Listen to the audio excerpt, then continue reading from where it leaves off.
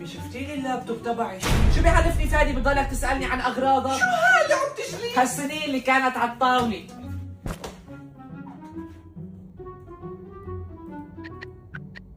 لإصلاح الإلكترونيات المبللة يجب وضعها في الرز. اعطيني اياه بعرف صلحه.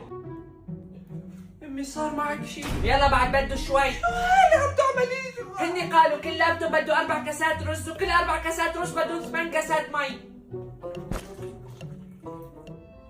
يا عيب شو عليك عم تبكي مشان اللابتوب؟ خلص ما عاد رح نستفيد منه، رح كب. كيف يعني تكبه ما عاد بنستفيد منه؟ اعطيني. قال ما عاد بنستفيد منه قال.